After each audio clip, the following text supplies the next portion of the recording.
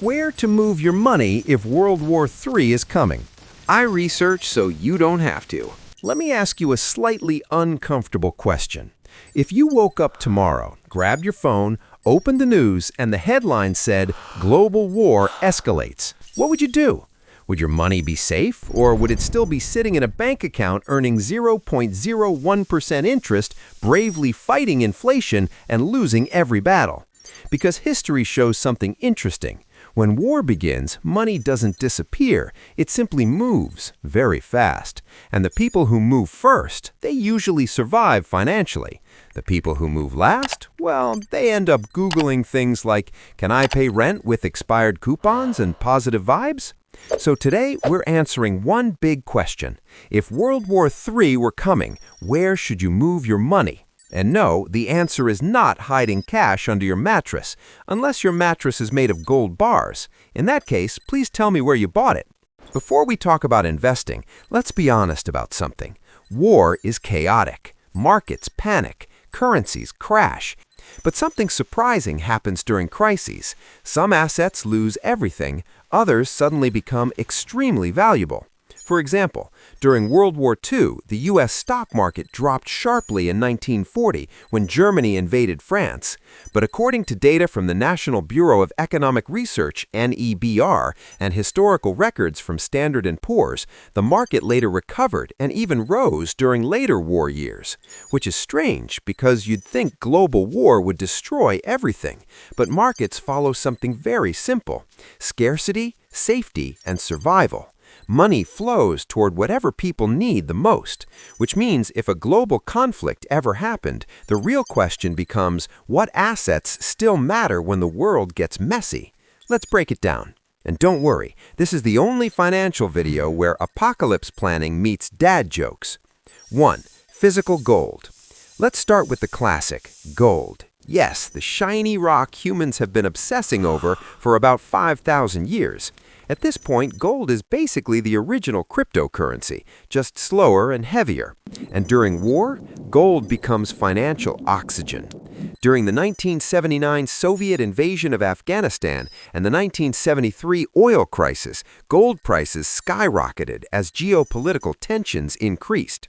According to data from the World Gold Council, gold rose from about $35 per ounce in 1971 to over $800 by 1980 during a decade filled with inflation and global instability. That's a 20x increase. Not bad for a rock. Why does gold work during crises? 3 reasons. It's globally recognized, it's limited, and governments can't print more of it. Even central banks love gold. According to the World Gold Council 2023 report, central banks bought over 1,000 tons of gold in a single year, the largest accumulation in decades. When governments start buying huge amounts of gold, that's usually not because they suddenly love jewelry. Something else is going on. 2. Energy and oil. Now let's talk about something war absolutely loves: fuel. Tanks need it, jets need it, ships need it. Even the coffee machines in military bases probably need it. During the 1973 Arab-Israeli War, the oil embargo triggered one of the biggest energy shocks in history. Oil prices quadrupled, and during the Russia-Ukraine war in 2022, global oil prices surged past $120 per barrel. Energy suddenly became geopolitical power, which is why assets connected to oil, natural gas, and energy infrastructure often surge during global tension. Military analysts sometimes joke that modern wars run on 3 things: fuel, logistics, and caffeine, but mostly fuel. No oil, no tanks. No tanks, no war. 3. Defense industry stocks. Now let's talk about something slightly ironic. War is terrible, but companies that manufacture defense equipment, they suddenly get very busy. During the Russia-Ukraine conflict, shares of companies like Lockheed Martin, Northrop Grumman, and Raytheon Technologies rose significantly as governments increased military spending. According to the Stockholm International Peace Research Institute, global military spending reached $2.24 trillion in 2022, the highest level ever recorded. That's $2 trillion, which is roughly the GDP of a medium-sized country. When geopolitical tension rises, military budgets usually follow. Again, not pretty, but historically accurate. 4. Farmland and food. Here's something people rarely think about. During war, food becomes more valuable than money. Supply chains break, exports stop, transportation slows down, and suddenly everyone realizes something obvious. Humans get very cranky when they're hungry. During World War II, many governments controlled food distribution. Ration books were common, and in modern conflicts, agriculture becomes a strategic asset. For example, the Russia-Ukraine war disrupted nearly 30% of global wheat exports, according to the United Nations Food and Agriculture Organization, FAO.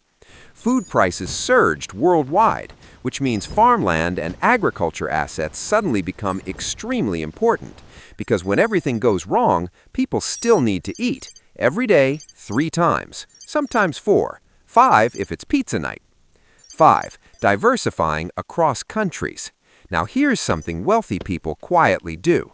They diversify geographically, meaning they don't keep all their assets in one country. During the European debt crisis, many wealthy individuals moved assets into more stable financial systems. Banks in Switzerland have long been considered financial safe havens due to strict banking regulations and political neutrality. Financial hubs like Singapore have also become major wealth protection centers. According to reports from UBS and Credit Suisse, high-net-worth individuals often spread assets across multiple jurisdictions to reduce geopolitical risk.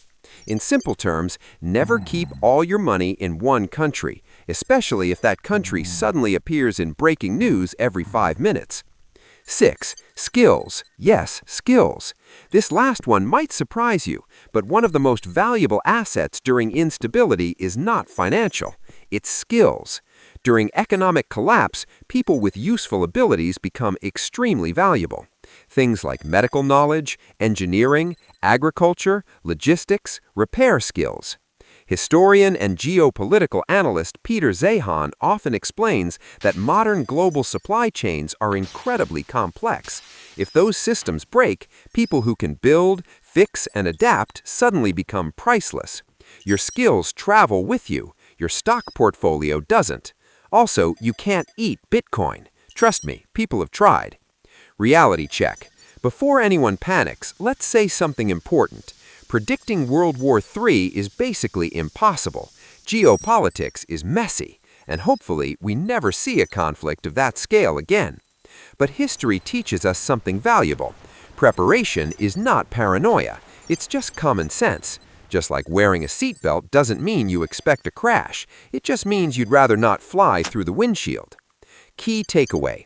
If global conflict ever escalated, history suggests money tends to move towards hard assets, essential resources, diversified locations, and real-world value. Not hype, not speculation, and definitely not meme coins named after dogs. Sorry, Internet. So let me leave you with one final question. If the world suddenly became unstable tomorrow, would your money be ready? Or would it still be sitting somewhere fragile? Because history shows something very clear. When crises happen, the biggest financial losses don't come from war itself. They come from being unprepared for change. The smartest investors don't try to predict the future. They simply make sure they can survive it. And hopefully, this video stays purely theoretical, because honestly, I would much rather worry about inflation than practice apocalypse portfolio management. Thanks for watching.